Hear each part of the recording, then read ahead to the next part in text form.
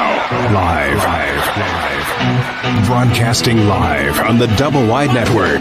It's time for The Real Deal. Join the Ambassador as special guest hosts as they put together great guests and honest commentary on a range of issues.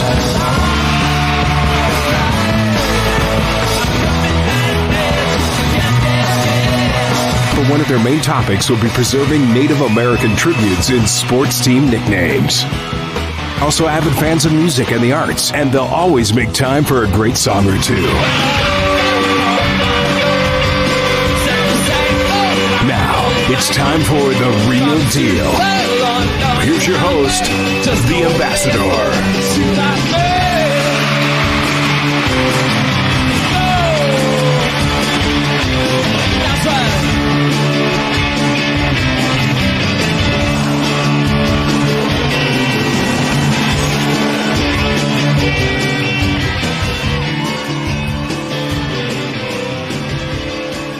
Good evening, ladies and gentlemen.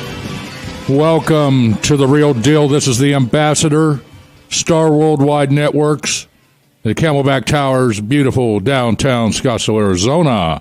I'm with my producer, Pratt, Dave Pratt's son, Kyle Pratt. Hi, Kyle. How are you doing? Good. How are you, Ambassador? The Ambassador's doing good. And we got the legendary Peter McDonald in the studio with us tonight, ladies and gentlemen. Say hi, Peter. Ja, det has två säsonger så det kan det nästan no kliniki och shidi Peter McDonald där skne ska ha zahon slobet ani bashin ado tsaka ne da shnale ashi da shche todich in eba setta shada halya kododi anini eba hanne no kodoy Ambassador Dennis Yellowhorse ni yalticho yolwol akota nini be edeba hanne the real deal wol yo jo koe hashine la ne says yadal lahada ba lahaba lahadal no die do kot eda ebni na hada kisigi kodo the real deal no ya hal neki da nini jo edeba honne Ako ikena aslagi sto banda yolni to banda notra Graves Company will yov la shibe da no Sunday da jo kodo kwishi without di ikena asla kodo kwichi na long kodo ni yati. Thank you, Peter. And if anybody other than Navajos understand what he just said, don't tell the Japanese, and damn sure don't tell the terrorists. we don't want those terrorists knowing, because we're going to need this code to fight them terrorists, I'm telling you. Well, it wasn't that wasn't coded message. It was a regular Navajo language, yeah. Talking. Right, thank you. We always want to thank our sponsor, Graves Propane, with offices in northern Arizona. They're friends of the Ambassador, family-owned business, and Peter knows who they are, Theron Graves. And Susan and John are good friends of mine, family-owned business, and they serve northern Arizona, and they've been serving Native Americans for a long time. And we also want to thank Humate International. That's my organic company, humate.com, and that's for your organic needs, whether it's if you're the small gardener or you're a big commercial grower. Please contact us, 602-531-9100, 602-531-9100, info@humate.com. Don't forget to download the new app if you haven't already. Yep. I've had several people download it. In fact, Roberta, who was here last week from Tohono, yeah, she downloaded it, and I was with her last night. She said it worked really well. And again, we want to thank all of our listeners all over the country, Native Americans, all Americans, coast to coast. Our new listeners that contact us from different parts of the country every week and friend us on Facebook, and they reach out to us and they like our shows, and they in fact, I had a call tonight from Los Angeles from a buddy of mine, and he said he listened to all the shows with Peter, and he says they were just outstanding. He said, I never knew he did all that stuff. Mm-hmm. So he's the legend, man. So, and then I also want to thank our listeners at Channel 3.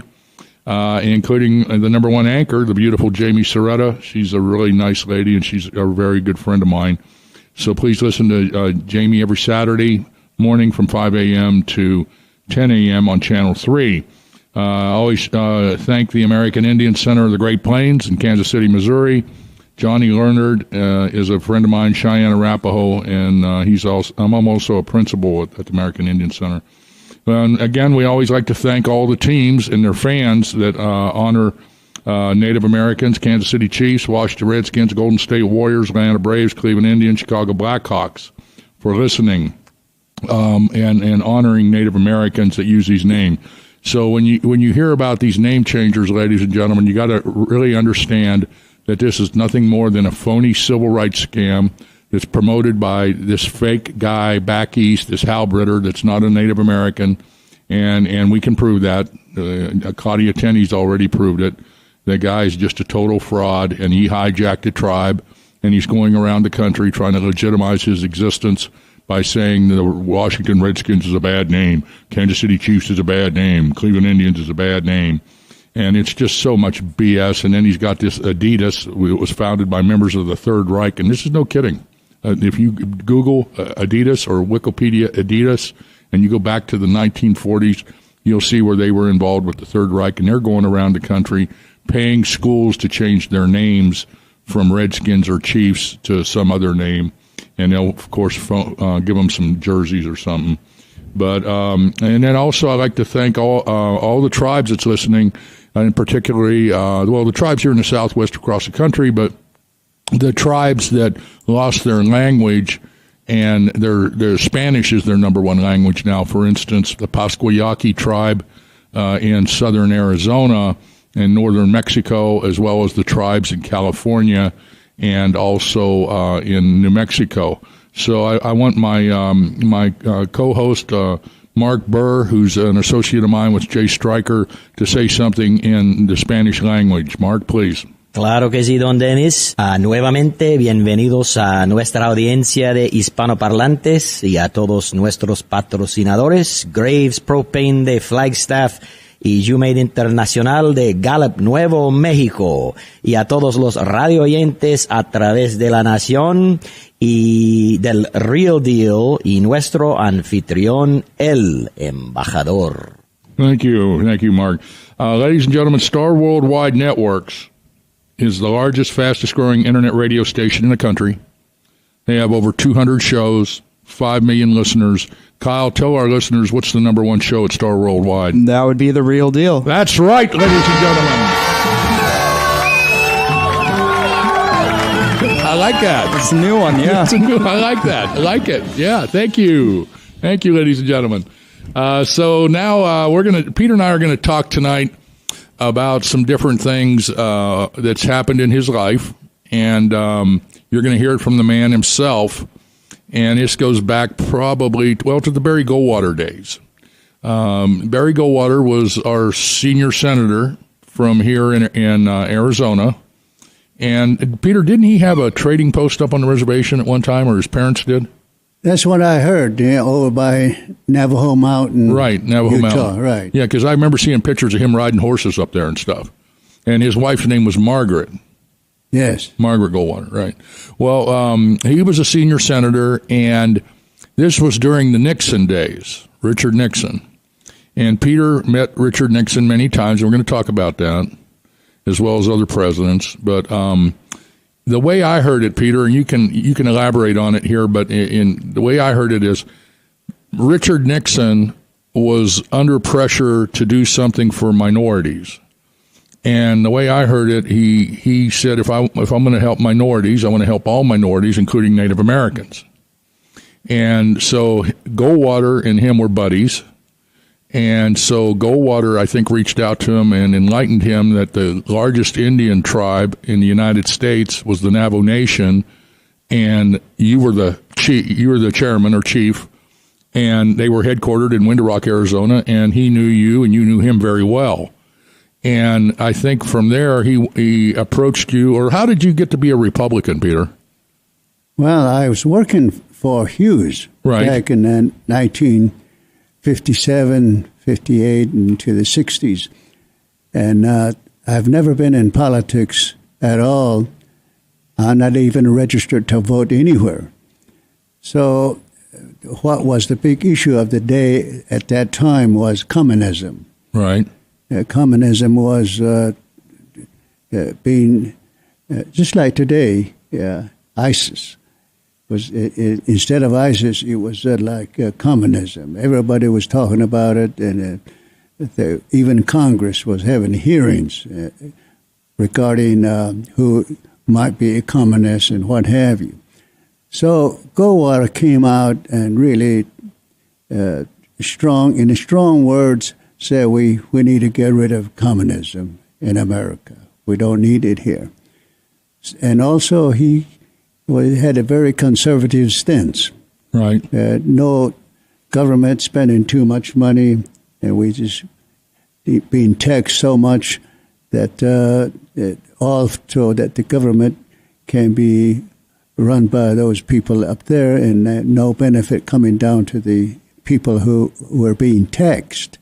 So he was a very conservative person. Right. Well, Navajos, back in those days when I was born, we were conservative too. Right.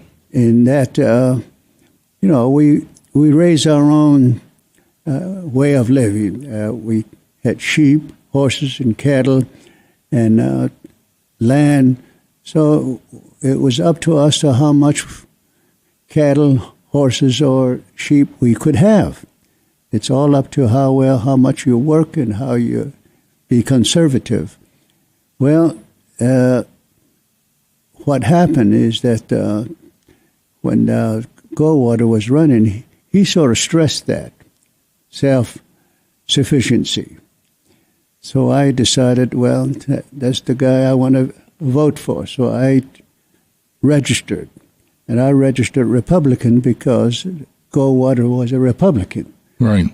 So that's how I became a Republican, and following his position on how the United States government should be run. But let me tell you the following. After I went back to the Navajo Nation, I found something very disturbing to me, that the Navajo people were way down in poverty. The federal government, BIA, was calling the shots for Navajo, even to the point of chastising the consul and the chairman. And I didn't think that was right. Obviously, right. Also, I didn't like the fact that my people were in poverty. Unemployment was way up past 60%. Schools were not up to snuff, you might say. So, with that, I decided that the government had not fulfilled their treaty. They're so far behind that there has to be a catch-up funds. So I start fighting BIA and the federal government to meet their treaty obligations. BIA stands for Bureau of Indian Affairs, ladies and gentlemen. Go ahead, Peter. What's that? I say Bureau of Indian Affairs. That's what BIA stands for. Yes, that's right. It's under the Department of Interior. It's a division of the federal government that bosses Indians around. Right. It used to be a Department of War. Oh, really? Yeah, and then they turned it into Bureau of Indian Affairs. There's no difference. Right. They were still at war with Native Americans. Anyway, and then that's how I became a Republican and have not changed.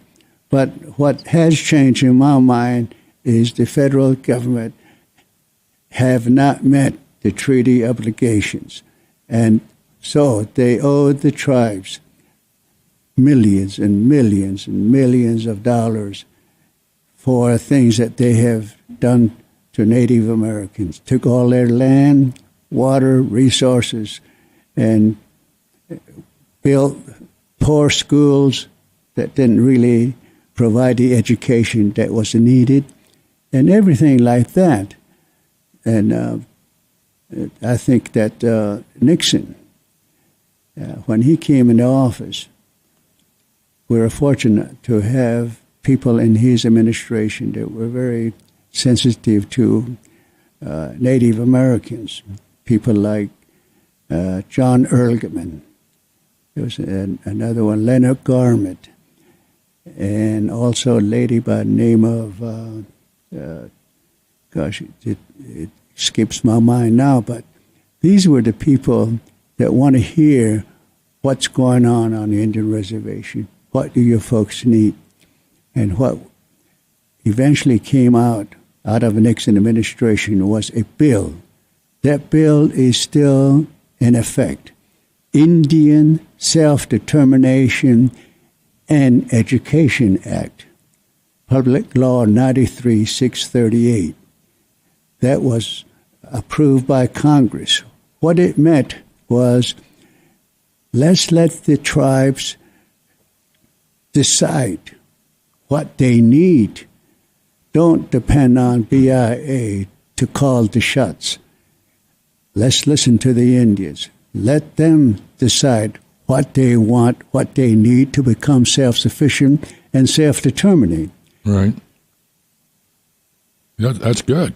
So that was one of the best things that Richard Nixon, when he was in office, helped develop it, and Congress approved it. That particular legislation is still there. Now, but you know what? You know the bureaucrats. When that bill was passed, because every time a bill is passed in Congress, it goes to the bureaucrats. Right. They're the one write the policies and rules and procedure to implement the law.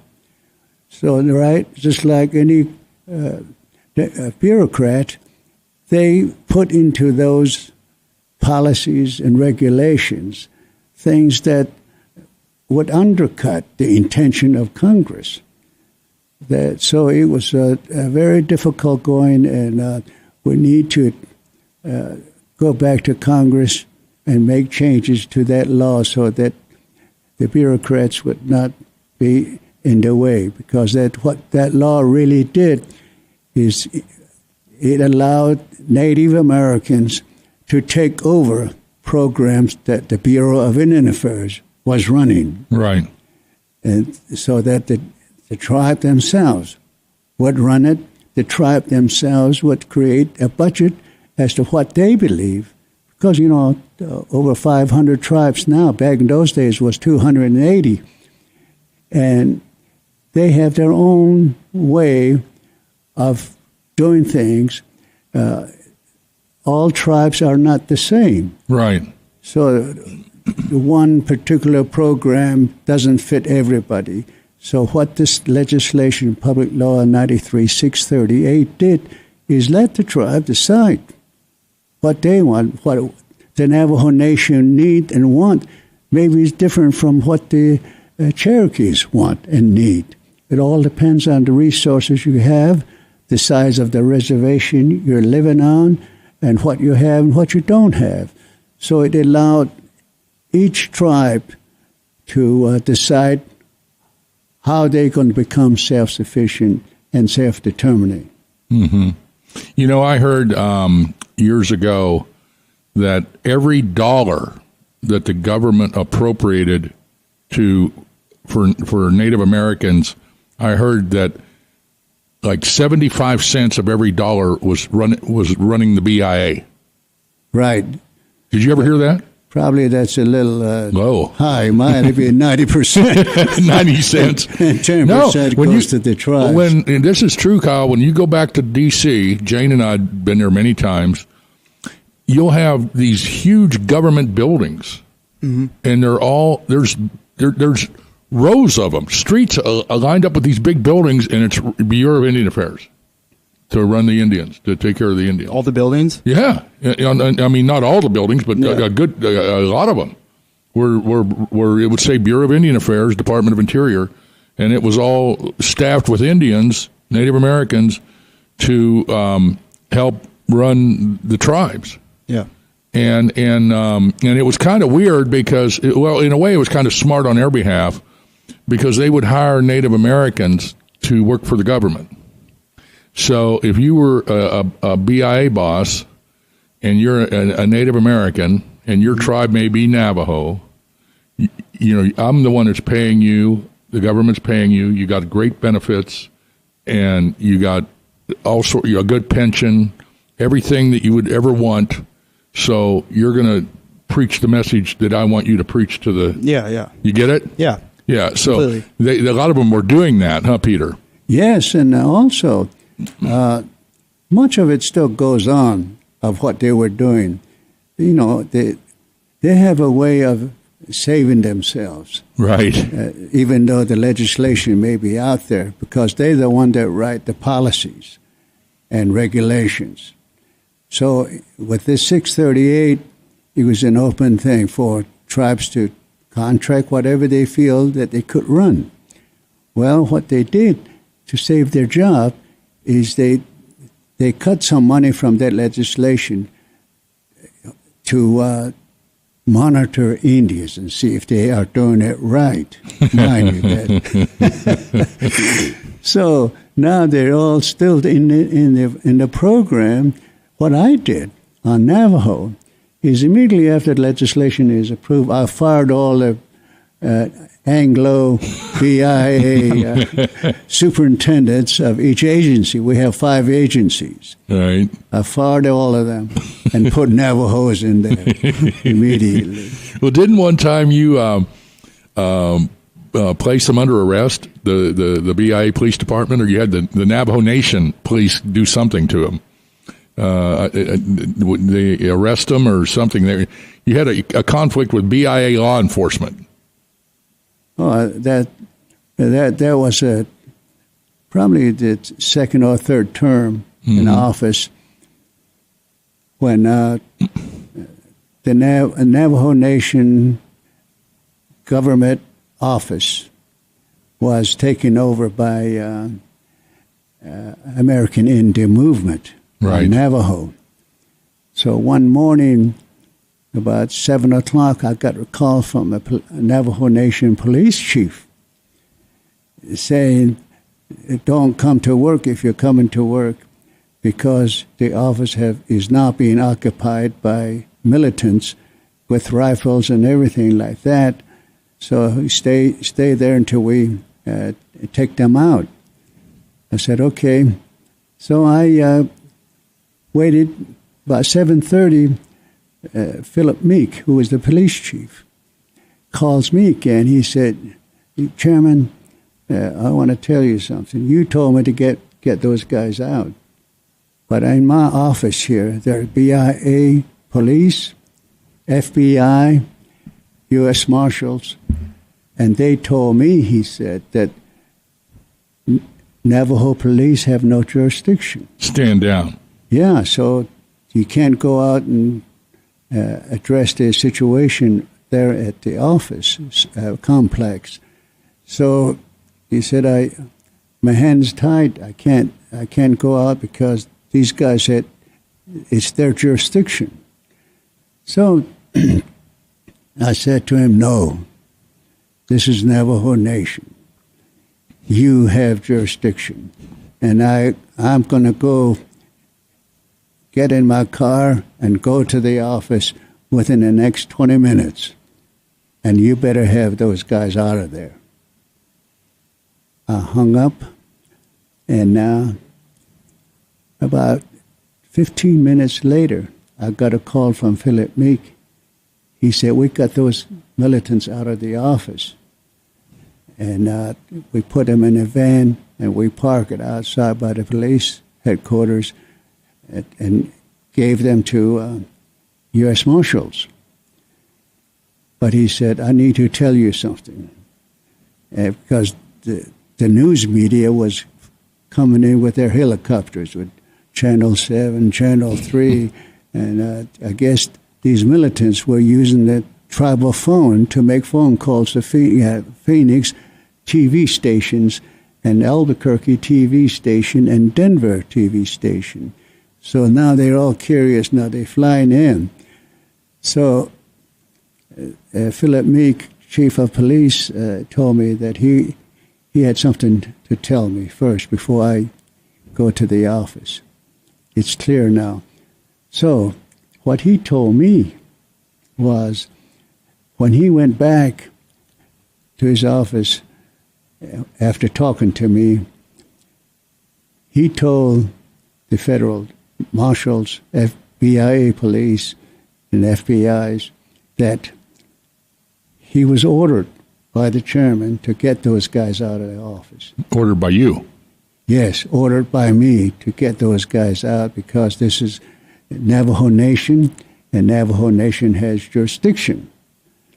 So what they told him, he said, is that, Philip Meek, if you go out, get out that door, we're going to shoot you.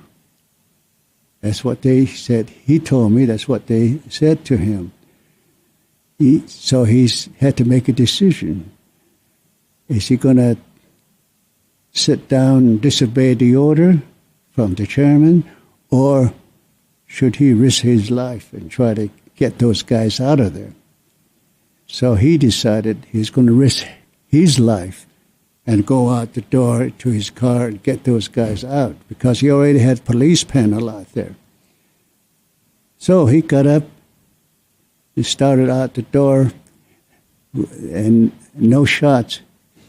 He was trembling, he said. Then he got in his car, no one shot him. He drove off and got on his radio, told the police he had in panels. He told them to get those guys out and shoot if you have to. Well, it turns out that as soon as he got there, these militants were throwing their rifle and ammunition out the window, and they come out the door with their hands up.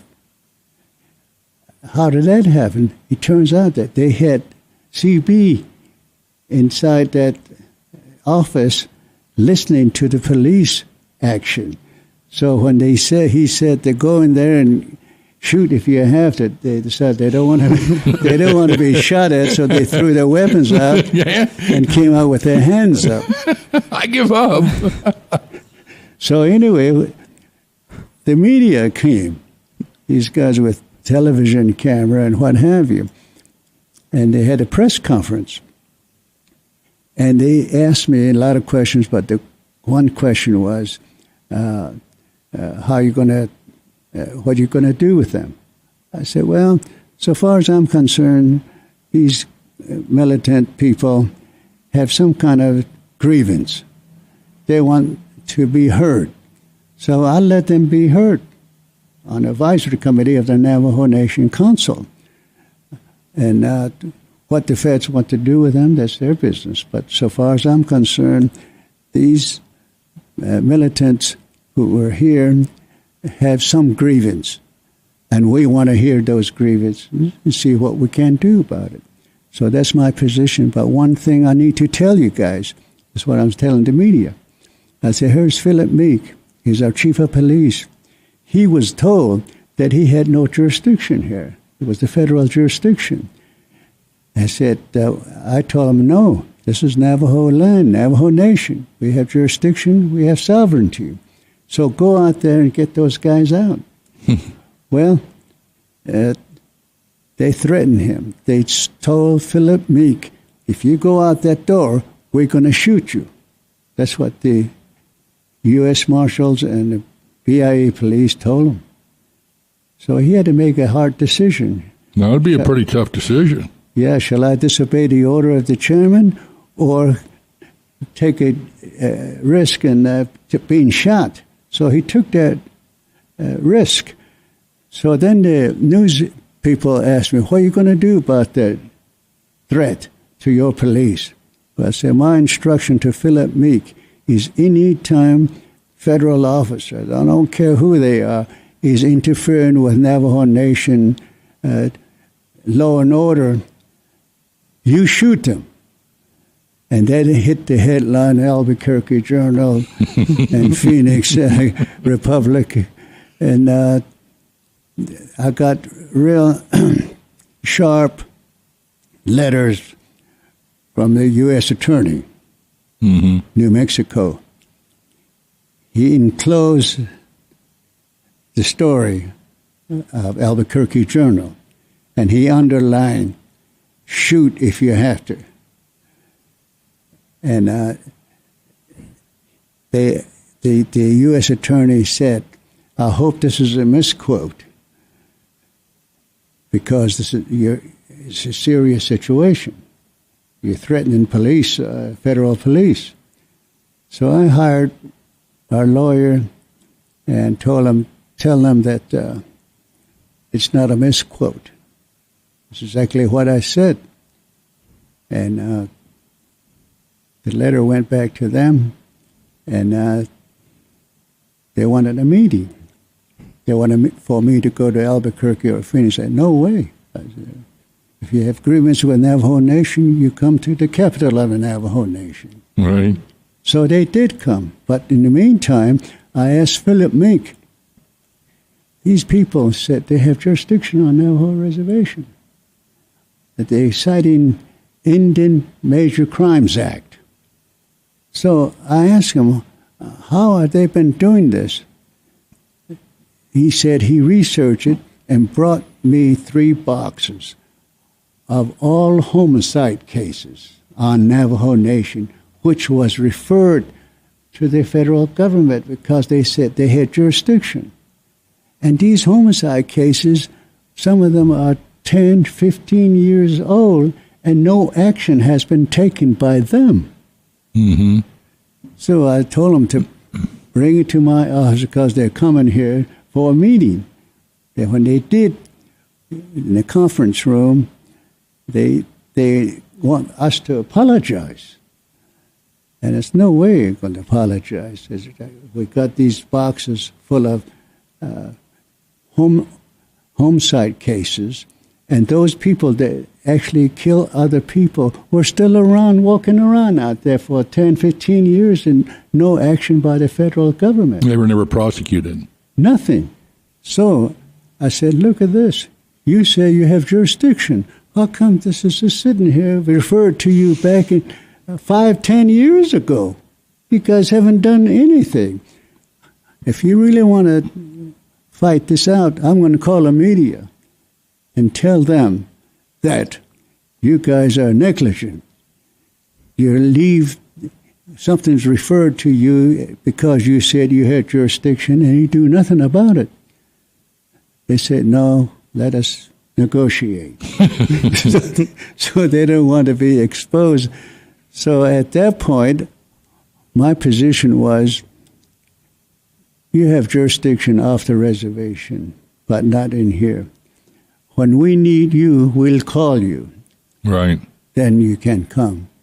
But otherwise, we can take care of it. Just pack up and leave. Right. Don't come back to the reservation unless we can. We do call you for your help. So that was a memorandum, MOU, memorandum of understanding that was signed by them and myself. We had their lawyer and our lawyer fix that up. So for the rest of the term, they didn't come around. Mm-hmm. And I think only 1 or 2 cases were referred to them. All the rest of it, we tend to it ourselves with our own law and our own law and order procedures. And we work very well. And then when I ran for my fourth term, I was defeated. 4 years later, I was voted back in. I know. I helped. And I looked for that MOU. It's gone. The feds is coming back onto the reservation again. So the administration that succeeded me tore up the sure.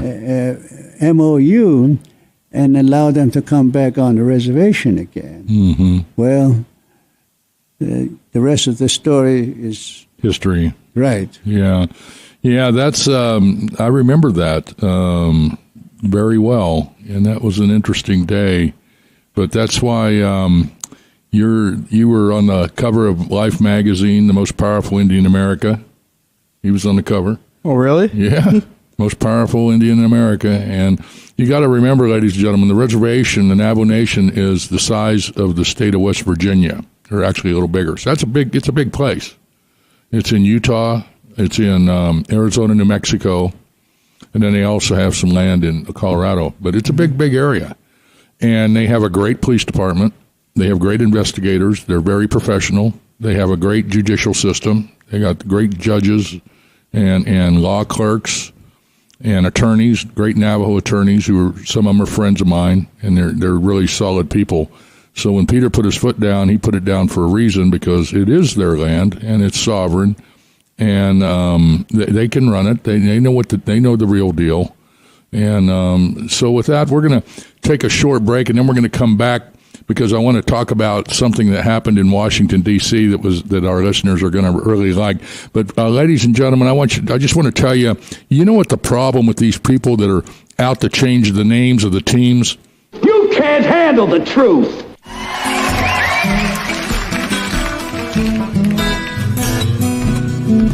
Before you accuse me, take a look at yourself. Before you accuse me, take a look at yourself. Say I'm spending my money on other women, you're taking money from someone else.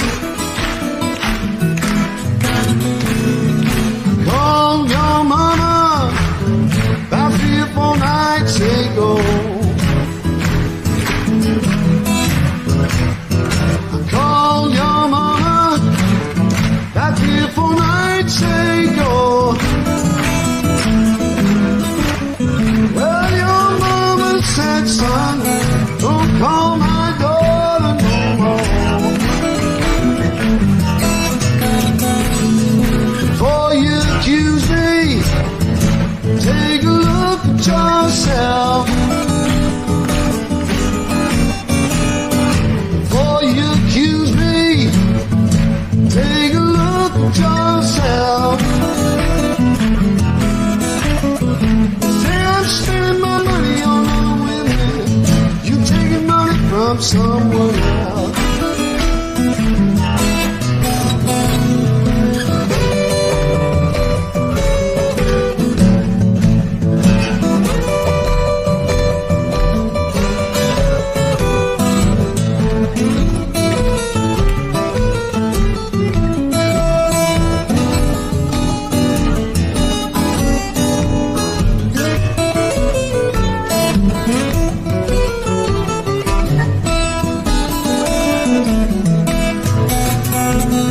Come on back home, baby.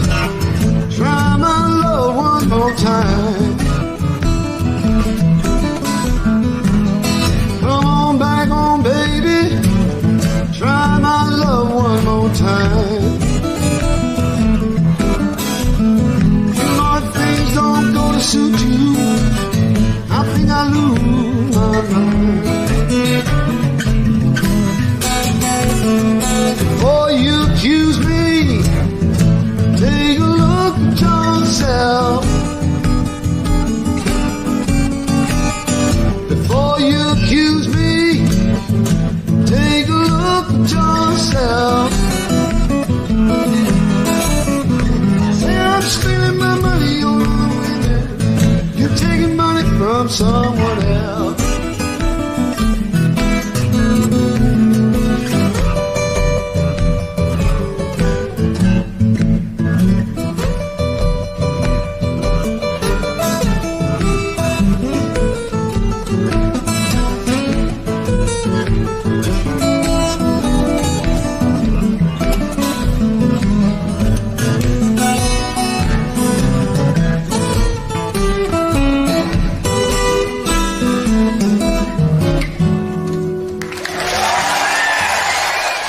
Okay, thank you. We're back in the studio with Peter McDonald, Navajo Code Talker, President of Navajo Code Talkers, 4-term chairman of the Navajo Nation. Is my house guest, and he's in the studio with me. Peter, getting back to the militant situation in Window, that reminds me of a story you told me once where they took over some federal buildings in Washington, D.C. You remember that? Oh, yes. That was the National AIM group. Right. The American AIM stands for American Indian Movement. And Yes. these were militant Indians from around the country that were just pissed off and wanted to raise hell and, you know, all that stuff. And they really didn't even know what their cause was. Yes, they took over the Interior building in Washington, D.C. Right. As part of the Department of Interior complex. And most of the tribal leaders was criticizing them and asked the federal government to send National Guards in there and take those guys out. And that was Nixon was the president at that time. And I have a call. I got a call from John Ehrlichman, Nixon's right-hand man. Nixon's director of domestic affairs. He asked me, what's my position on this? I said, my position is no National Guard, no police. I said, these people, there's some old people in that building, there's some young kids, there are babies in that building, and most importantly, these people who took over the building are not doing this just to be doing it. They have a grievance. They have complaints about how the government is treating them. So instead of going in there and pulling them out, the administration, Nixon administration, should go over there and talk to them. And what is your grievance? What's the problem? What can we do for you to help rectify whatever you're complaining about? And I said, after you get what their complaints are, you write it down, what you're going to do about it. They want to know from you what you're going to do about these complaints. And don't lie to them, because it's a real deal.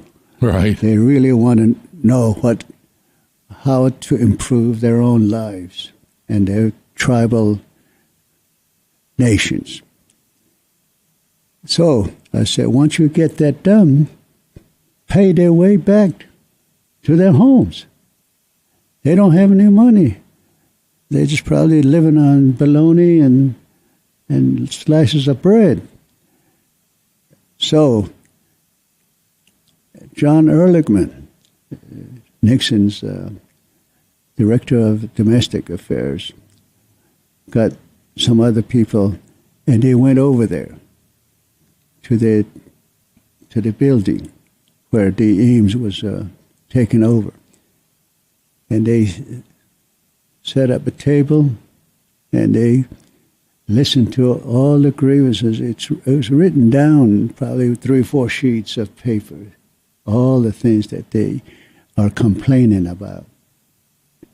Some things won't be taken care of immediately. Some other things may take time and appropriations and things like that. So with that understanding, they agreed to go home. And Nixon administration paid their way home. It was nice. I mean, I believe some of tribal leaders were really upset and chastising the action of American Indian movement. My position was different because I know government was negligent. Right. Many, many years. Mm-hmm. And they got long ways to go to catch up to where we need to be to enjoy America that we all love. See, there's another thing. many Native Americans have fought in all battles to defend this country, America. We are Americans because this is our land. Even before Columbus, this is our land. Right. And we don't want anyone to come and change it just because they have certain ideas. Well, many of us during World War II put our lives on the line. For what? To save the freedom and the liberty that we all enjoy. So, also, it's not just any particular Army or Navy or Marines or particular tribe, Navajos. 430 of us were especially trained to use a code that we developed, a code that not even a Navajo listened to us would understand what we're talking about. Right. It was very effective, the only military code in modern history, never broken. And to me, yes, it's a Marine Corps legacy, Navajo legacy, Native American legacy. But in overall, it's America's legacy as well. Why? Because America is comprised of a lot of different nationalities, different languages, different skills, different talents. And when our way of life, thing that we cherish so much, freedom and liberty, we all come together, use those talents and skills that each of us have from different groups. We come together and defend this country, defend the freedom and the liberty that we all love and enjoy. So in that sense, what the Navajo Code Talkers did or what other tribe has done during these wars is America. Sure. And that's why we, Native American Navajo Code Talkers, are working on a museum, National Navajo Code Talker Museum Right. and Veterans Center. And we need help, not just from the states or individual donations, but this is America's legacy. It needs to be preserved. Why? Because it teaches our young people in the future, the next generation, that when things are threatened, something that is threatening our way of life, freedom and liberty that we all love, we all come together to defend it. And that's what I believe this museum is going to provide, a long legacy that all young people, not only Native Americans, but the blonde-headed kids, blue-eyed kids, they all need to go through that museum and learn how we Americans can respond to any threat that is against our nation. And that's why it's important that we all come together and build this museum. Well, we're totally behind you. That's why the Real Deal's here, and that's why you're in this studio for the last 4 weeks or so, and you'll be in a lot more, because we're here to tell the truth and deliver the message. That's what I'm here for. And if I can get more sponsors, please consider sponsoring us. We're going to be here for a long, long time. And we got the listeners, man, we got them. And they're listening from coast to coast. We got them in Canada, in the UK, South America. So we're doing good. But we just need to get sponsorship. So please try to help us out if you can. And also always, if you're in Arizona, please buy propane and from our sponsor, our only sponsor, Graves Propane. Great people. They're in Flagstaff, so don't forget about them. And they got great service, great employees, family-owned business. Peter, there's one of the other things I wanted to mention. Earlier in the show, you mentioned that there's like 500 and some tribes now. Yes. And then back in your day, in the 60s, I guess there was 200 and what? About 280. Okay. So, those were the recognized tribes. Right. So that's a difference of about 200 and some tribes that were created since then. Now, a lot of the tribes that are like Pasquayaki, the girl that was in here, Priscilla, their Indian nation is south of here in Guadalupe and Tucson and in northern Mexico. And they come to Peter before they had were established as an Indian nation. They come to him and said, "Will you help us get established as an Indian reservation and certified by the government as a recognized Indian tribe?" Why don't you tell us how that happened? Well, how we got to know Yaqui tribe is that they had a young man, a lawyer from there named Lawrence Huerta. He was on Navajo, a lawyer.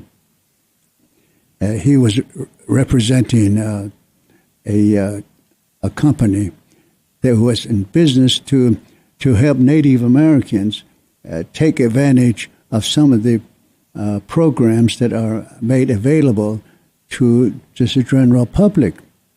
In this case, it was the HUD, housing program for anyone who are in need of housing across the nation. And tribes were not right up front at that time. We were way behind. So Lawrence Huerta came to Window Rock, and at that time, Raymond Alkay was the chairman, and I was his staff assistant. And we wanted to develop an entity that HUD would fund because that was their law, their regulation. They cannot just give it to the tribe. They got to give it to an entity. So an entity was being created, and the entity was called Navajo Housing Authority. And there was a lot of discussion on there whether they should be done and funded Navajo Housing Authority directly and not to the tribe. But eventually, with the help of Lawrence Huerta, the Tri-Navajo Nation established Navajo Housing Authority to get the money that was available through HUD. Well, that's how I got to know the Yaqui people. And during the time I was in office, in the 70s and 80s, the Yaqui people wanted us, Navajo Nation, to help them get recognized. They were not. They were tribes, and they got some land, but so far as the federal government was concerned, they belonged to the state, and not federal government responsibility anymore. Mm-hmm. So when the tribes were funded and rules or regulations are made, it doesn't affect them because they're under the state, right? And they cannot benefit from what the federal government had. They were not recognized as a sovereign nation, right? They were not recognized as it. Also, they didn't get any. Not 1 cent from the federal government. They had to rely on city government to assist them. Unless they were recognized by the federal government, then they become eligible to receive the benefits from the. Were you able to help them with the Nixon administration? Yes, this was the Nixon administration, and so I went all out and. Told John Ehrlichman that this is a tribe. It's a real tribe. It's a they're there. They got land, and but they're under the state. They should be under the federal government. They should be a sovereign nation. It's an Indian group. So eventually they got it. And also, there were other tribes that were in that situation. Yeah, you helped the Seminoles, too. Yes. In Florida. Down in Florida. There was a different issue. There, in Florida, they had a piece of land that they were living on, and is mostly swamp land, so they needed to get a larger piece of land that they have been using all the time, and so they were fighting for that, and eventually they got it. I remember one time we were in D.C. and under the leadership of Chairman Billy. Yeah, Bobby Billy, yeah. Yeah. We set up to communicate with the White House that these people need not only recognition, but they need to get additional land that belongs to them. Never gave it up. Never had a treaty. So anyway, places like even Pequots. Right. Yeah, they were under the state. They were state law. They were not. They're not under the federal government. That's up in Connecticut. Yes.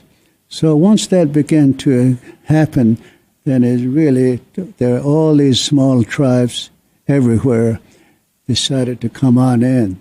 So starting with 280 tribes being recognized, now today we have over 500 tribes recognized, and they have their sovereignty. They got their own government, and that's very good. No, it is, and a lot of that's because of you.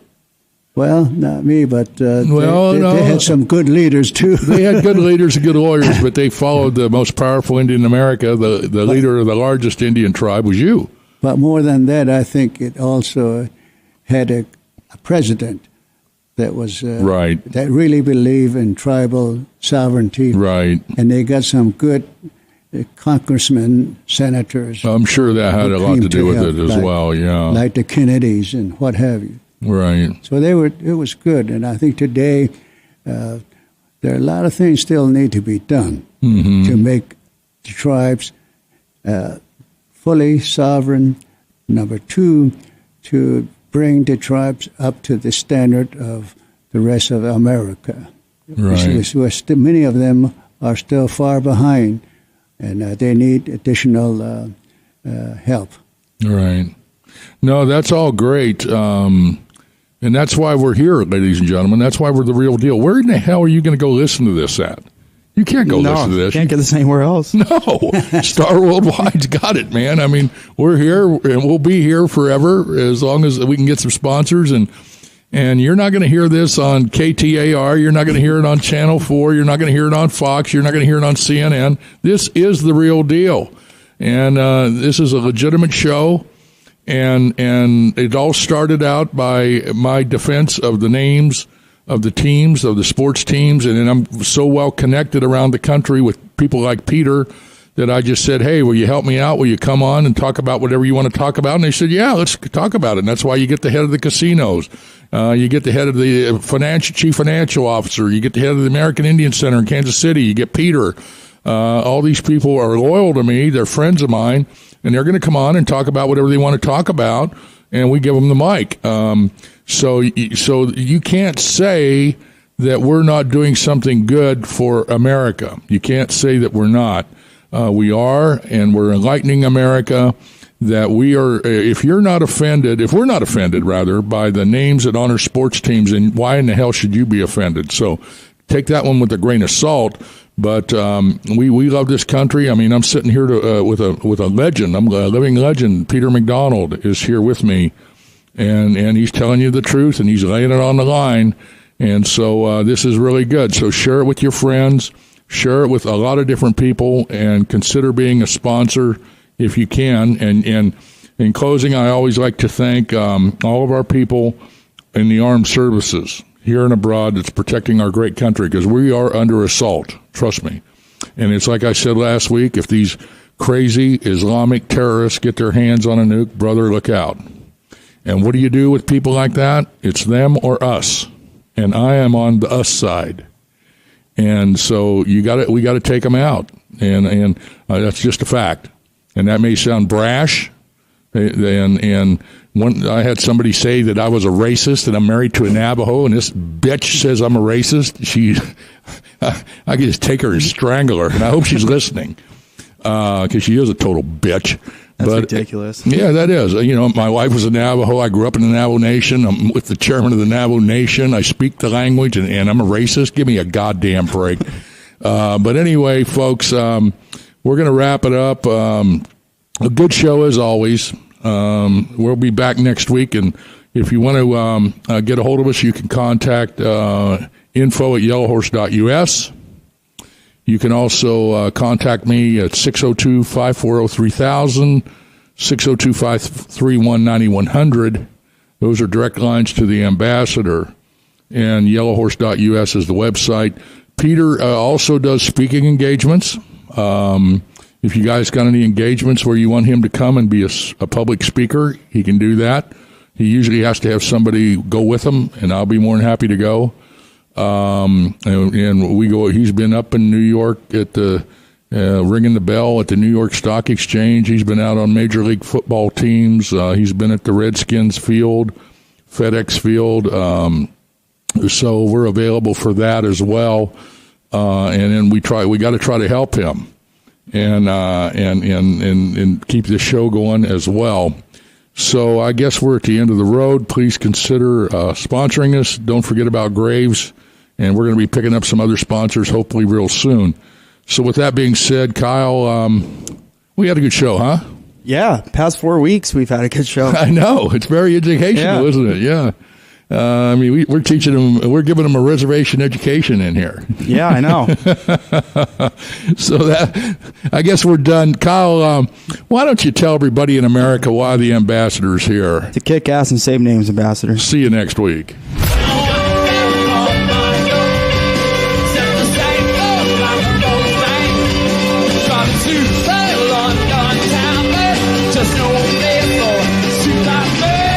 Thank you for listening to The Real Deal. Tune in to The Real Deal with the ambassador and special guest hosts every Wednesday at 5 p.m. and on demand 24/7 right here on Star Worldwide Networks.